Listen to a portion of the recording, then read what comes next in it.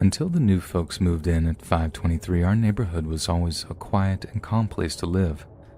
I'd lived there since birth. Between then and my 23rd year, I don't ever recall seeing a cop car on our streets. I was even looking forward to buying my own place around there when I finally settled down. Our new neighbors would do everything they could to undo that calm almost as soon as they moved in. The word was out the second the new people arrived with the U-Haul. As we all peered curiously from our windows, there was no outward indication these newcomers would be a long-standing problem.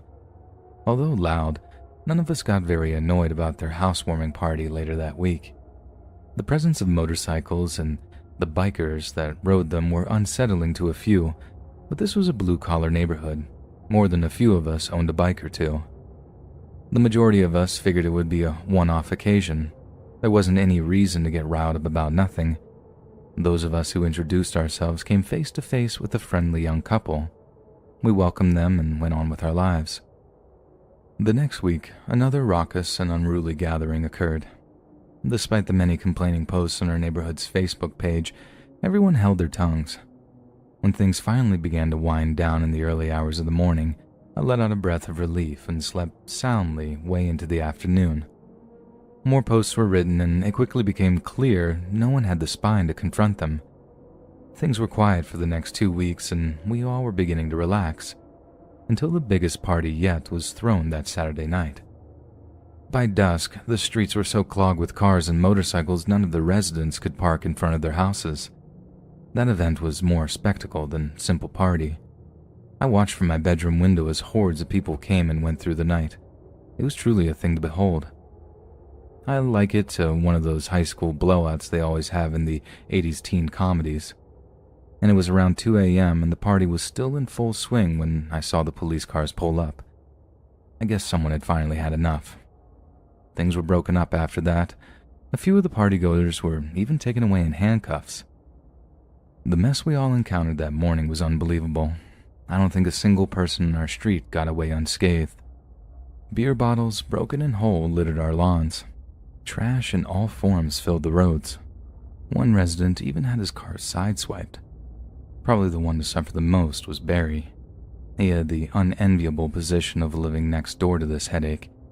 In addition to massive amounts of trash, his trees had several broken limbs and his mailbox had been knocked over more than once. I felt terrible for the guy.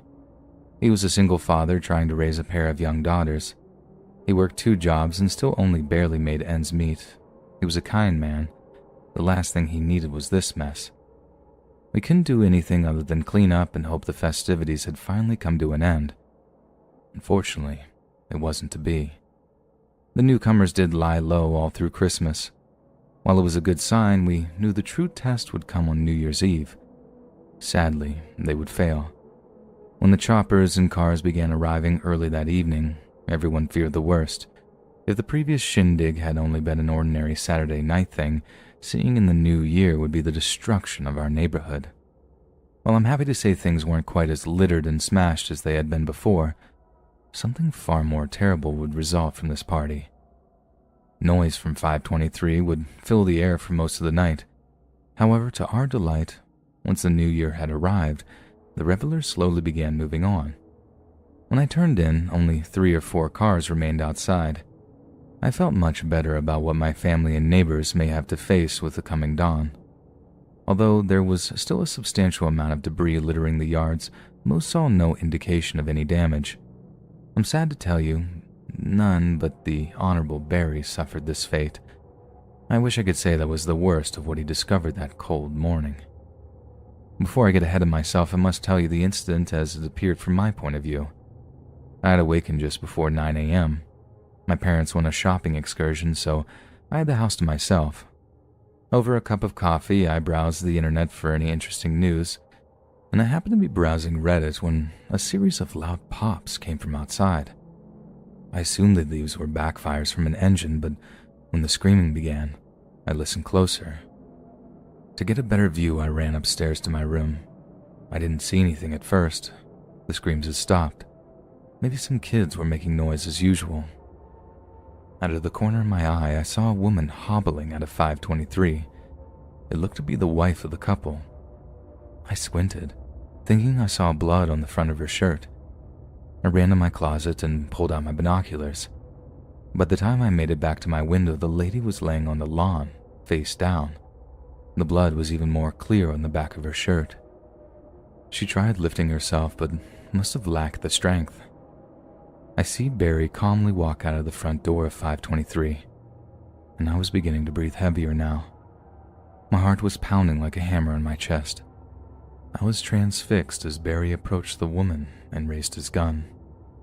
I knew it was about to happen and wanted to stop it, and I watched as Barry calmly pumped 3 more bullets into the back of his victim. He stood over her and robotically stared. Perhaps he was watching for signs of life, as none came.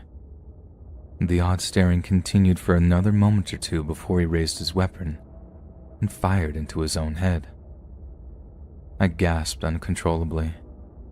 I had not expected that. When Barry's body hit the ground, it was like a spell had been broken. I dropped the binoculars and immediately dialed 911 as fast as possible. I watched as the first responders arrived. It was clear there was nothing for them to do. Police were soon crawling all over the place. Even though the urge to stay anonymous was strong, I knew I'd hate myself had I not spoken to them. Reluctantly, I walked across the street and asked to speak to the head investigator. My description sounded almost fantastical to me as I recounted it to him. I returned home, still unsure if I felt any better for what I'd done. I still have dreams, and I'm unable to watch violent movies.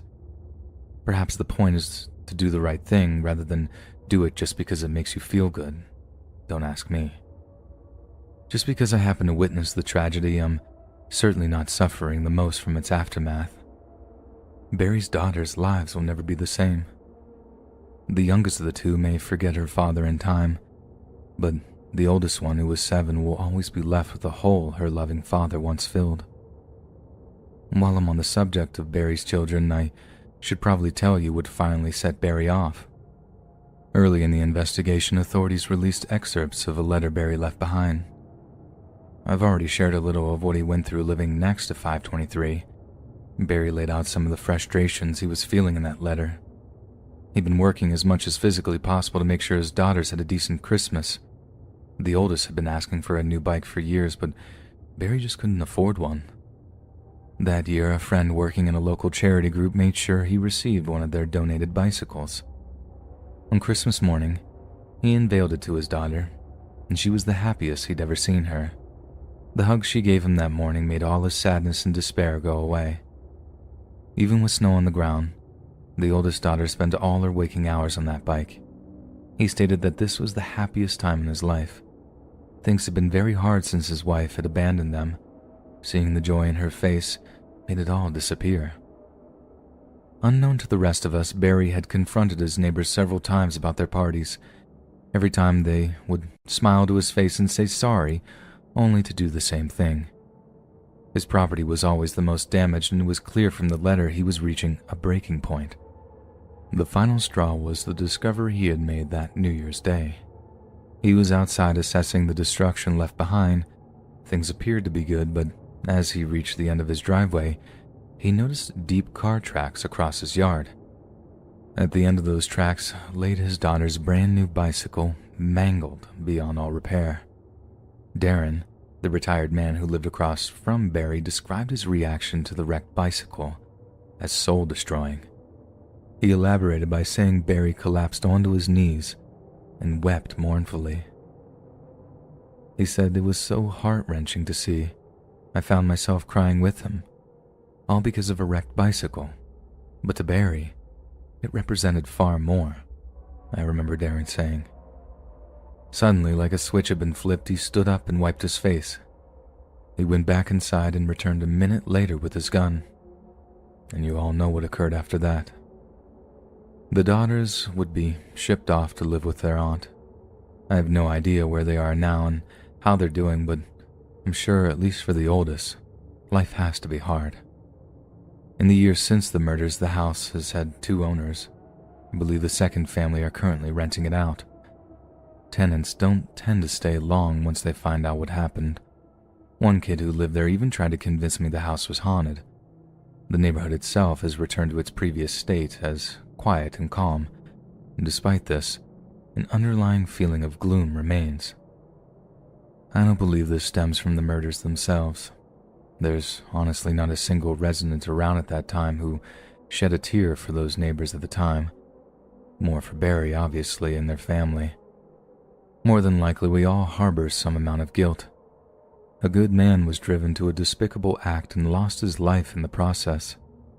Perhaps, if the rest of us had done more, maybe expressed ourselves better, the people living there would have understood how serious the problem truly was.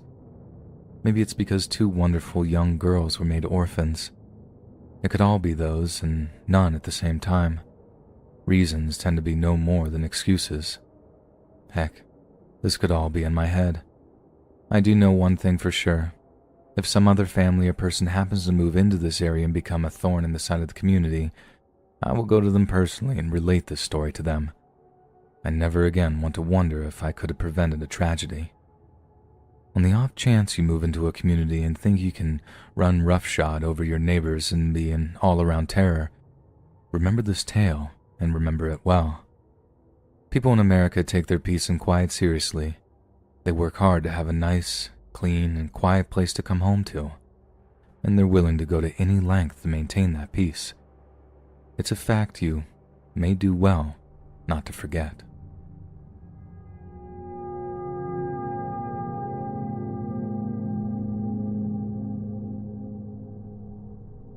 The hood I grew up in was pretty rough. I was a pretty scrawny white boy, and believe it or not, living in the area that I did, that made things even harder. Just after my 15th birthday, I started bulking up, and the other kids began to look at me differently. I let the fear they now felt toward me go to my head. Fighting, once a terror for me, became my way to express my newfound power over others. If I was even suspicious that a dude was scared of me, I pushed him to the point of breaking. When he threw the first punch, I quickly smashed him. Looking back on that time, I was a terrible person. The following is the story of what made me change. I know now, although every second was terrifying for me, it was exactly what I needed. This happened when I was 19. Me and a few of my friends were invited to a party after one of the high school football games. I think it was homecoming. There were a lot of parties going on that weekend. Some of our friends had rented a hotel room earlier in the night. Instead of going to the dance, they stayed in the room and got absolutely blasted.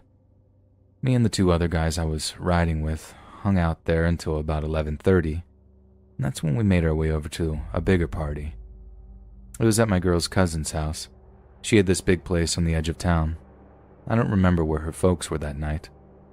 When we got there, the place was so full the party was spilling out into the front yard. Some dude was on the front porch charging $5 for solo cups and all you could drink for a keg. We had gotten our beer and were sitting on a friend's tailgate, and this is when it all started going downhill. This tall dude I didn't recognize walked by and bumped into my friend. He spilled his beer all over his jacket. We jumped up and pushed the dude to the ground immediately. He fell, and I could see by his face he was scared. And that was when I went on the attack. I called him all sorts of things that I really shouldn't repeat here, and I figured that he would get mad, but instead he said he was going to get some of his friends and come back. I burst out laughing. There was nothing about him that I took seriously for even a second. I've been around some rough dudes, and this guy was not one of them. I just thought it was so funny that I just didn't even want to fight him anymore. We turned back to our beers and soon forgot about the altercation. I'd guessed about an hour passed. I was starting to get a good buzz. I was talking to a group of dudes when all of a sudden I got sucker punched from behind. I managed to stay on my feet, but I was for sure surprised. I was also completely out of my mind at that point, angry. I turned around already in the process of making fists, but before I could, I got sucker punched again from another side. I fell to my knees this time. At this point, I was filled with rage. I was ready to kill anyone that got in my way, and I was about to stand when I felt a hard piece of metal push against my forehead. I think instinctively I knew what it was. My eyes came to focus on a dark pistol. I followed the arm holding it all the way up to a snarling, angry face, and it was the dude that I tried to punk out earlier. At his side stood what I assume was part of his crew, some of the toughest guys I'd ever seen, and there wasn't a shred of fear in their faces, and I could tell I didn't want to say anything stupid. The party all around me had gone silent. I was completely under my assailant's control, and he knew it. For a long minute, he said nothing. Then he let out a faint chuckle and started calling me the things that I called him earlier. I was unsure if I was about to die, but I knew my days of pushing around the weak were completely over. No one would fear me now, especially seeing this. Once a bully is shown for the coward he is, he loses all of his power, and I certainly just had. I was unable to focus on anything but that gun. When I failed to answer his question, he'd slowly pulled back the hammer with his thumb, and I panicked and yelled out that I am what he called me, at the top of my lungs. And this reaction made my victims and his friends burst out laughing. I felt even more powerless now. My mind returned to the days when I was weak and a defenseless little child. I was instantly consumed with the shame at what I'd become. He nonchalantly disengaged the hammer and lowered the gun. The group turned around and walked away, still laughing out loud. I was so relieved I just collapsed to the ground. The people around me were still totally silent. I was completely afraid to move. I kept staring at the ground until the sound of scuffling feet faded away. And when I finally got the courage to look up, I was completely alone. Honestly, I was relieved. I couldn't have faced anyone. I stood up and skulked away into the shadows, too embarrassed to ask for a ride, and I walked the whole 5 miles back to my home. The next morning marked the start of a new life in my eyes. Not a single one of my friends called to check on me, and that was all the confirmation I needed. I laid low for another 9 months before moving to a new city. It wasn't just that I'd been exposed for the coward I'd always been. I was ashamed of that boy. I never wanted to be reminded of him again.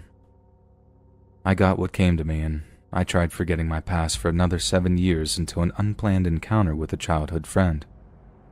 Like me, he had found himself going down the wrong path and had got off just in time. He and I created a non-profit that works with at-risk kids, and that's where I'm at today. There isn't a week that passes that I don't see myself in one of those scared little boys.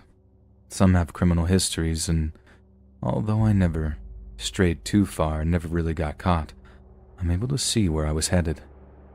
If anyone reading this is on the same road, it's not too late to turn things around. If you need help, all you have to do is ask and look. I never want another boy to find himself on his knees again, helpless at the end of a barrel of a gun, begging for just another day or for another chance to make things right.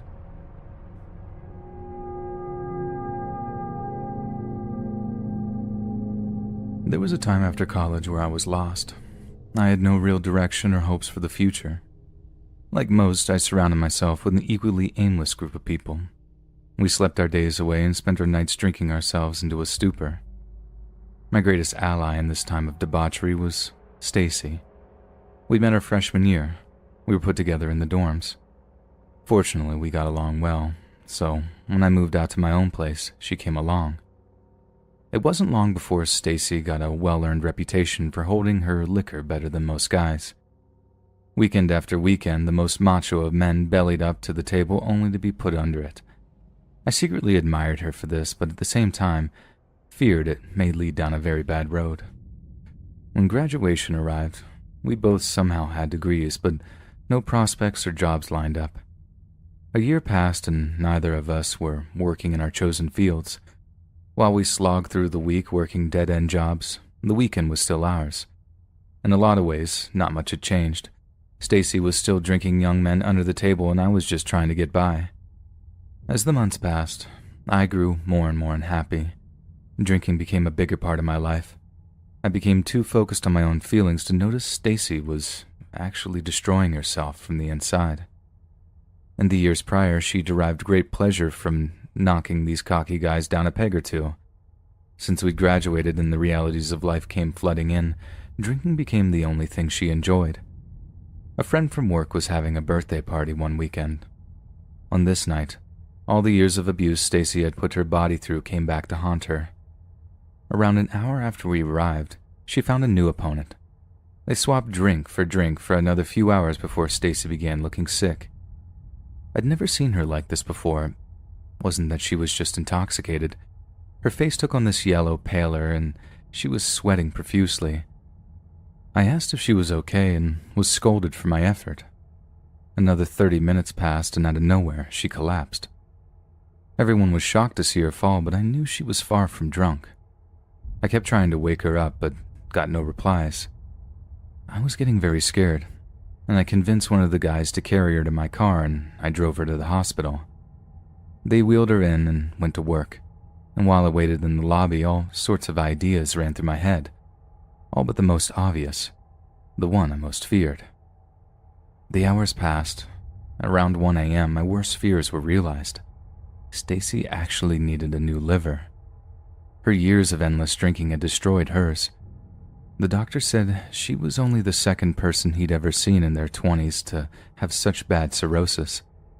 When I finally got to see her, she acted as if though everything was fine.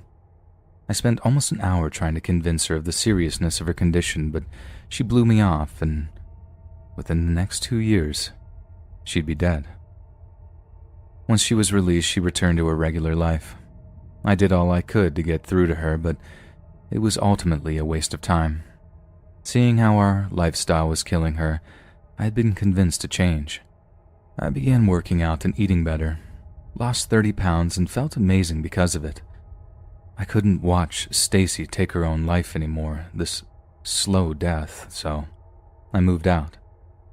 Our friendship drifted apart, and other than speaking on the phone a few times, we lost contact. As I looked upon her, motionless and stiff in her casket, I regretted our parting. While at the same time I knew my choice to change had been the right one I don't regret a single bit. I do wish I could have convinced her to join me. Since those days, my life has improved greatly. The better things went, the more motivated I became to alter other aspects of my life. Now that I wasn't spending my days recuperating from drinking binges, I had the time and energy to volunteer. I began helping out with special needs students at our local high school. The principal must have liked my work, as she encouraged me to go back and get my credentials, and then join their staff full-time.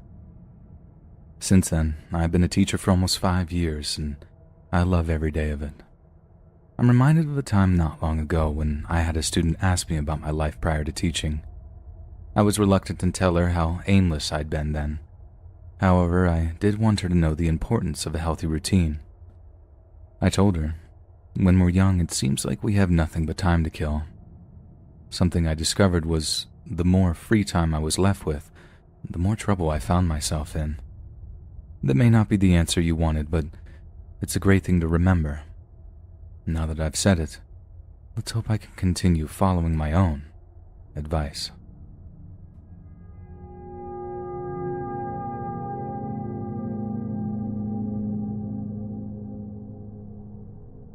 Blake and I had been friends at least 15 years. Although I don't recall much from my childhood, I can still see his crying face the day we met. It was our first day of kindergarten, and Blake was bawling his eyes out.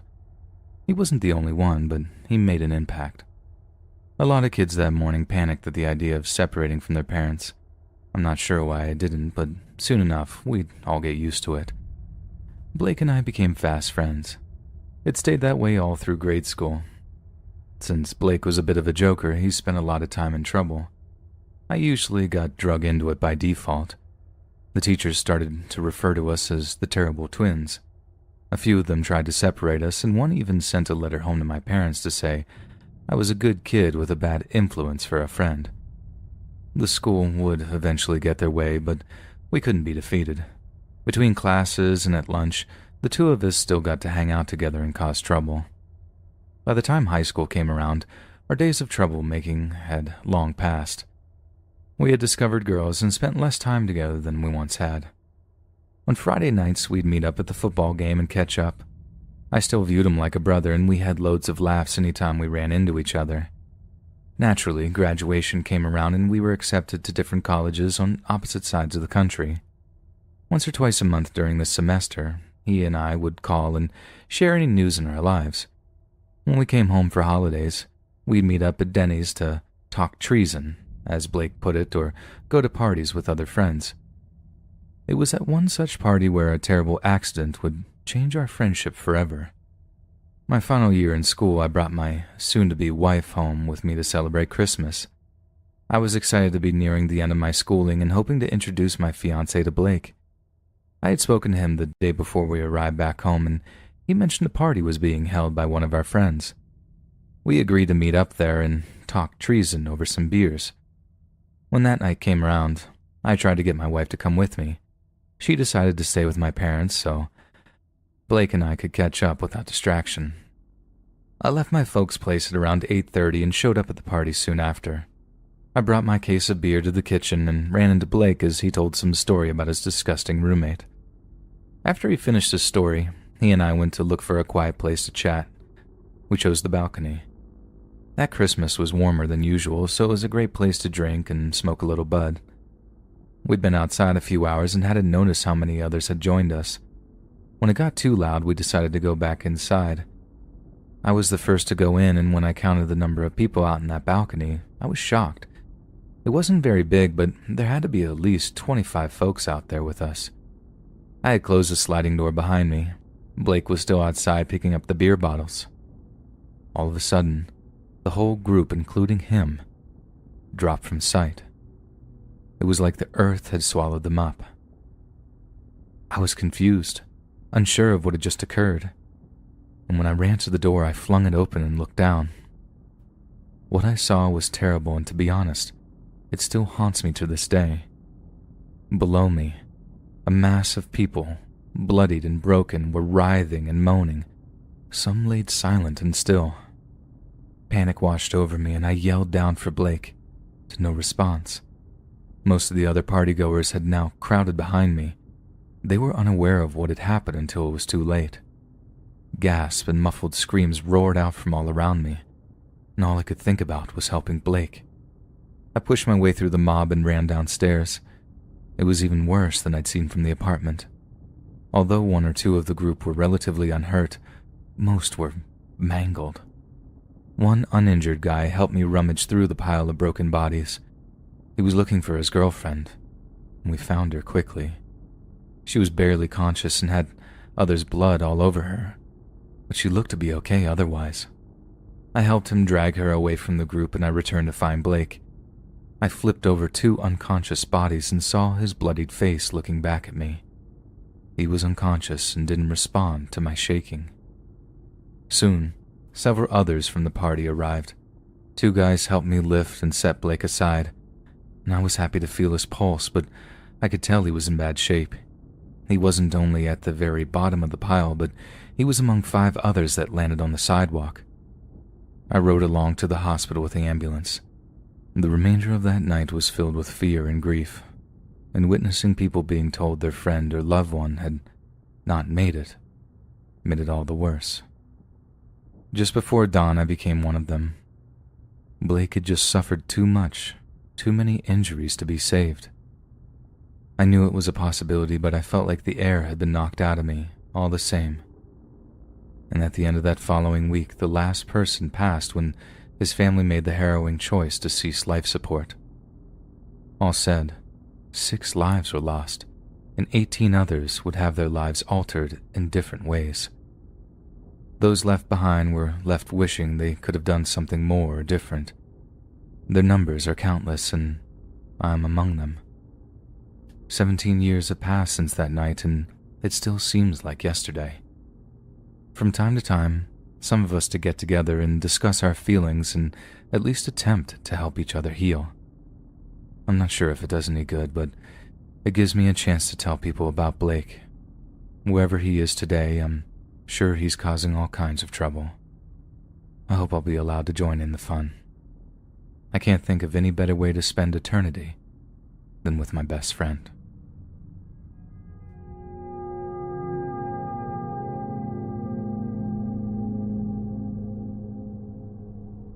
My cousin's 18th birthday wasn't just the day he became a man in society's eyes. It was also the day he learned a terrible lesson. Alex had been a handful from a young age. He was 7 the first time he had a run-in with the law. It was nothing major. I believe he stole a piece of candy on a dare or something like that. Regardless of its seriousness, that day would be the beginning of a troubled childhood. Fights would follow along with a break-in or two. His parents were clueless as to what caused it and especially how to stop it. My uncle tried talking calmly at first, but as time dragged on, he screamed more often than not. Things took on a whole new level when Alex began hanging with actual gang members. This decision confused many who knew him. He'd grown up in a good family, in a good neighborhood, with 2 loving parents. All things gang members don't usually have. When Alex started talking about joining the gang, his father took one final gamble. One night, an intervention of sorts took place. Every member of the family gathered together to save Alex's soul, so to speak. One by one, they poured their hearts out to him, doing their utmost to make him understand he was loved greatly by all of them. Somehow, some way, it appeared to work. They managed to get through to the stubborn and rebellious teenager. Even he broke down and cried along with them. Things looked like they were about to change for the better, and just in time. This meeting happened to take place a few weeks prior to Alex's 18th birthday. The family had planned a big to-do. It was to be topped by the unveiling of a special present for the honoree. The big day arrived and my aunt and uncle's house was crammed full of happy family. We began the festivities with a massive meal, followed by a cake made out of Alex's favorite ingredient, strawberries. As the time came to give him his present, a sense of excitement filled the air. His mother covered his eyes while his father retrieved his present. He was walking out and his eyes were uncovered. Alex almost jumped off the ground when he saw what stood before him. A brand new Ford F-150. His dream car. He couldn't believe what he was seeing. He even asked his father for reassurance. When he dropped the key into his hand, he knew for sure that it was all real. I guess in order to savor the moment, Alex slowly walked toward the driveway where the truck was parked. His younger sister ran close behind him. Trisha may have been more excited than Alex himself. As he looked through the interior and sat in the luxurious leather seats, Trisha climbed around in the bed like it was a jungle gym. The family stood around oohing and awing at this beautiful truck, unaware of the car slowly driving by. A loud series of pops broke through the air, glass shattering and crumbling all around. The family searched for the source while confusion quickly took over. In the distance, an unidentified car screeched away. It all soon became so horribly clear. Alex laid slumped on the ground, blood pouring from multiple gunshot wounds. The body of the shiny new truck was riddled with holes and glass shards littered the ground. My aunt screamed when she noticed her son's bloodied body on the ground. Both parents rushed to his side. Amazingly, Alex was still conscious, but quickly going downhill. 911 was called within a minute, and the parents did all they could to keep their son alive. The rest of us could do nothing but stare blankly in shock. As the sirens cried in the distance, another far worse realization was made. Not until that very second had anyone noticed the absence of Trisha. My grandmother yelled out for her, and panic exploded once again. The air was filled with calls of her name. We all ran about frantically in search for her. A heart-stopping scream came from the area of the truck. I turned just in time to see my uncle lift her lifeless body from the bed. She showed no signs of life, and in that moment, we all knew the terrible truth. Nonetheless, her father fought against time, switching between compressions and breathing. All this did was increase the bleeding, and soon my uncle was saturated in her blood. The paramedics worked all the way to the hospital, but once they arrived at the ER, the doctors pronounced her dead. My aunt and uncle were beside themselves, catatonic, but truly had no time to grieve. Alex was still in grave danger. The police questioned all of us present, but as far as I know, no one knew anything about him. The family took turns standing vigil for the next 2 days. The doctors weren't able to give us a prognosis until the 3rd. Alex would go through 3 surgeries in those first 2 days. Finally, The morning of day 3, the doctors gave us good news. He would survive, but the road would be a long one. Later that day, when he regained consciousness, Alex was told the fate of his sister. I think the shock could be the best description of his reaction. No one other than the police could get a word out of him for some time. He was eager to help. Although he didn't see the faces of the shooters, he was almost positive of their identities. The death of a young girl in a drive-by naturally made the headlines, and the police were put under a lot of pressure to catch the perpetrators.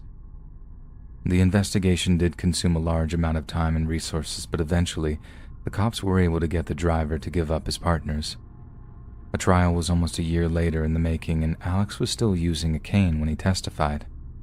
The verdict was almost a foregone conclusion by then. Both shooters are currently waiting on death row for their day with the needle. In our state, they have a better chance of dying from old age, but at least are off the streets permanently. Alex has healed for the most part, completely. The limp he walks with will always be there. Mentally, however, he'll never be the same. He blames himself for Trisha's death. He hadn't been completely honest with his parents about his relationship with the gang, and it turned out that he had been a member for some time, and the shooting was the punishment for walking away. He and I still speak from time to time, during the holidays and the like. One thing he said that will always stick with me was something about his father. Alex was around 15 or so at the time, and his dad was ranting at him about some trouble he'd gotten himself into. You may think you've gotten everything figured out, boy. So far, you've just gotten little slaps on the wrist. It won't always be that way. That's not the way life works. One day your chickens are going to come to roost, and we'll all get what's coming to us eventually. You may end up in jail, or God forbid, dead, but it's your loved ones who end up suffering the most. I could see those words still haunt him as they do me. For him, they must certainly be a fate worse than death.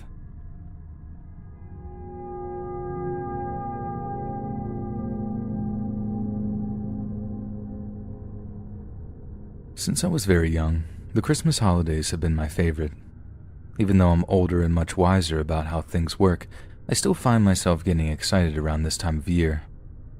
When I was only 9 years old, a terrifying incident involving a close family member almost destroyed my love for the holidays forever.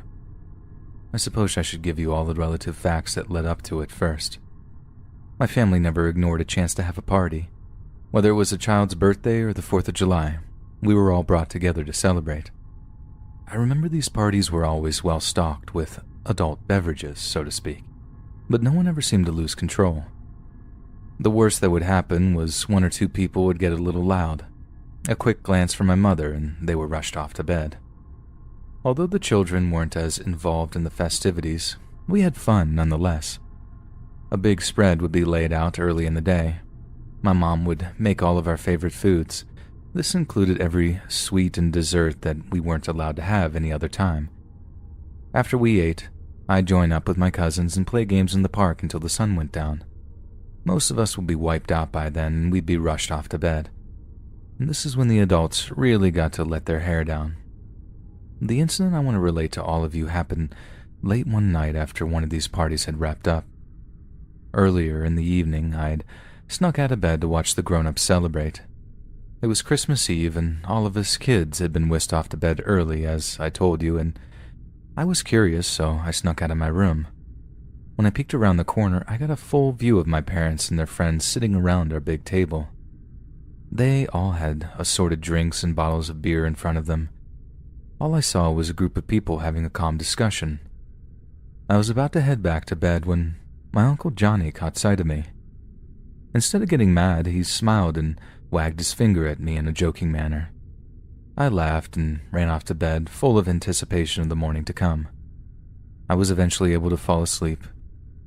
Then, sometime in the middle of the night, I wake up and Johnny was standing next to my bed. I was confused, but when I saw it was him, I figured he was there to say goodnight. I remember how strongly he completely reeked of liquor. When he grabbed for the covers, I expected him to pull them out to my chin and maybe even give me a kiss goodnight. At that age, it was what grown-ups did at bedtime, especially as close as we were. Instead, he lifted them and told me to take off my nightgown. The request didn't make sense to me, and I asked him why. He quickly told me to be quiet so I wouldn't wake up the others. I continued asking him, but he repeated himself. The scary part started when he began pulling at his own pants. He was so intoxicated he was unable to stand upright and remove them at the same time. And somehow I immediately knew this wasn't right. I started getting scared. His next words will stick with me forever. "Come on, darling. Take off that nightgown so Uncle Johnny can snuggle up real close." I scooted away from him as far as I could until I was pressed hard against the wall. This entire time, he's still fighting with his pants.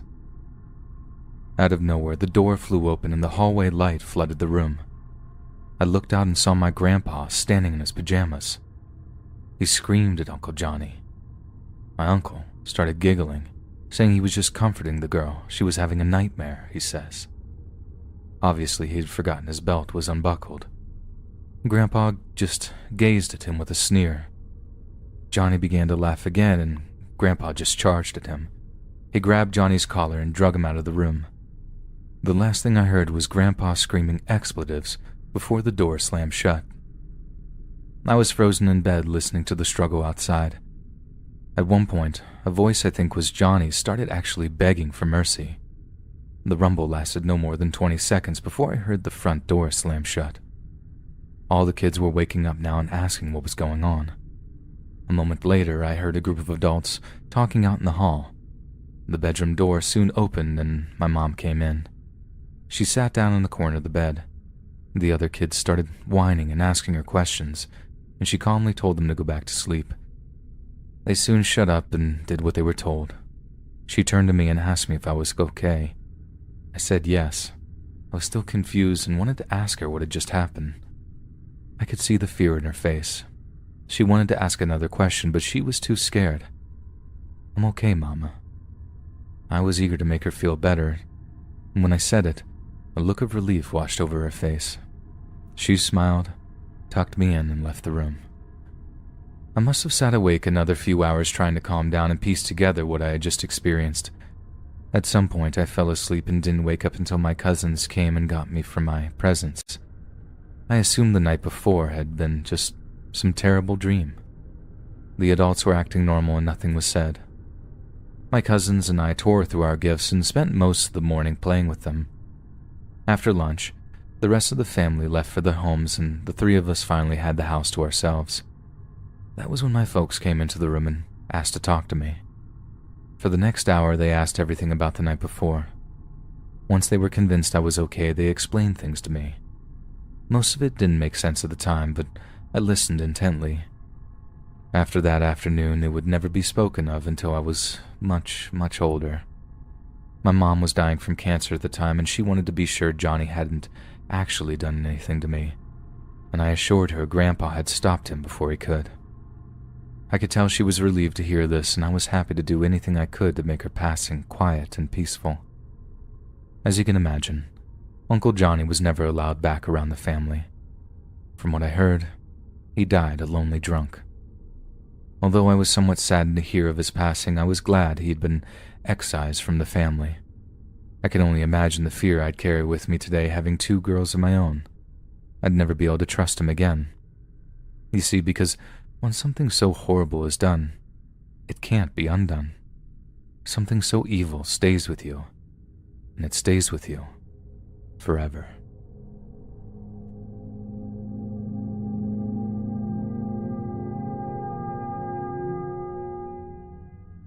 In my early 20s, I ran with a pretty rough crowd.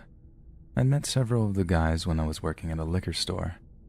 We were all around the same exact age except for Calvin, who was just over 30.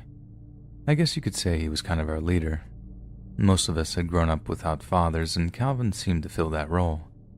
He'd been in the army when he was our age, seen the world, and had far more experiences in life. When I joined the group, Calvin had just recently been released from jail on drug charges. He wasn't a heavy hitter in that world, but he'd made enough waves to show up on the cops' radar. What we didn't know at the time was he'd shown up on another group's radar too. In our city, A small number of dealers controlled the trade. From what I've read, they were all supplied by the same people. Everyone had their own little corners, and peace was more or less maintained because of that arrangement. Calvin had begun to threaten that peace. Not only was it being supplied by another source, just his presence must have angered the wrong people. And on a dark, rainy night in 2011, those same people put an end to Calvin's budding enterprise, and I almost became collateral damage. Unlike most of my friends, I had a legit day job and no record. I had grown up in the same neighborhood, in the same way, but I had a stronger mother who did all she could to keep me out of trouble. I listened to her most of the time, but I was young and stupid. I wanted to hang out with the tough guys. Somehow I managed to avoid trouble with the law. These days I chalk it up to a combination of luck and common sense.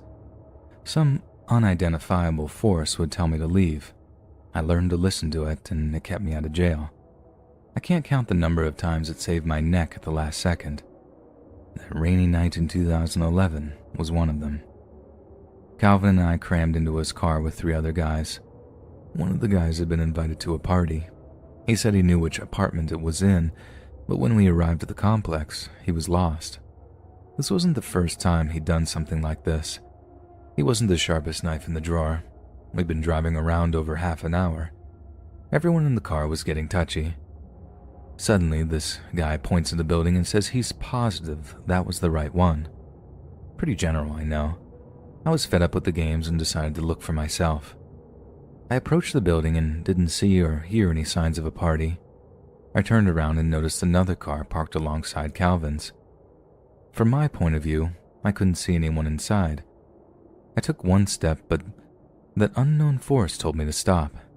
Something about all of it made me nervous. So I stepped back behind the wall and watched, and I'm glad I did. No more than 5 seconds later, the driver of the other car opened up on Calvin. The shots lit up everything. I dropped down and cowered behind the wall.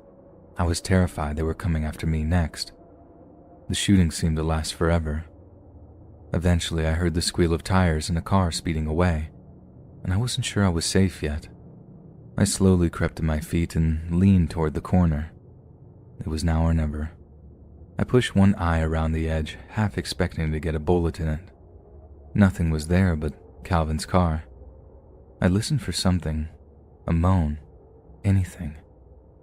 But everyone was dead. Or so I thought. I carefully approached the car. The smell of gunpowder still filled the damp air. I went around to Calvin's door and opened it.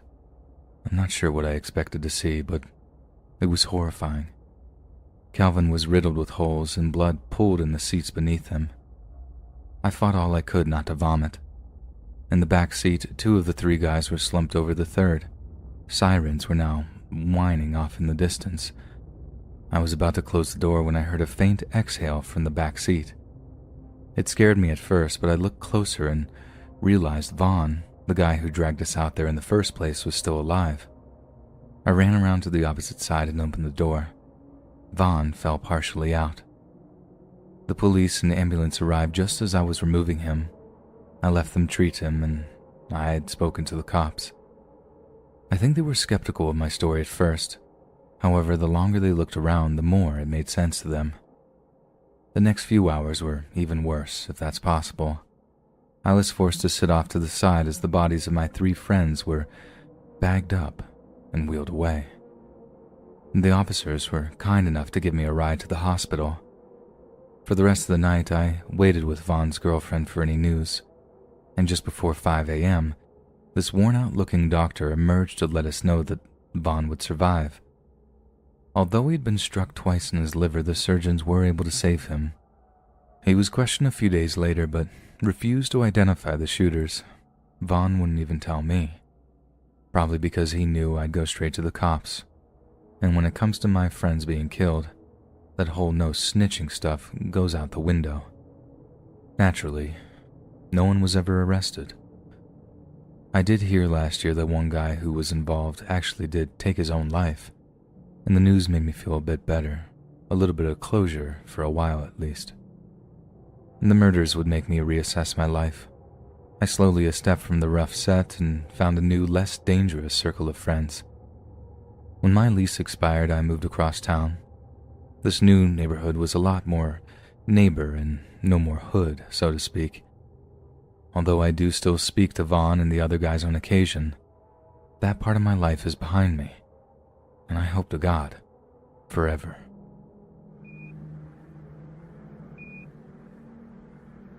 Hey friends, thanks for listening. Click that notification bell to be alerted of all future narrations. I release videos every Monday, Wednesday, and Friday at 7 p.m. Eastern, and if you got a story, be sure to submit them to my subreddit, r/letsreadofficial, and maybe even hear your story featured on the next video. And be sure to try and catch a live stream on random Tuesdays, Thursdays, and Sundays. And if you want to support me even more, grab early access to all future narrations for $1 a month on Patreon, and maybe even pick up some Let's Read merch on Spreadshirt. And check out the Let's Read podcast, where you can hear all these stories in long compilation form and save huge on data, located anywhere you listen to podcasts. Links in the bio. Thanks so much, friends, and I'll see you again soon.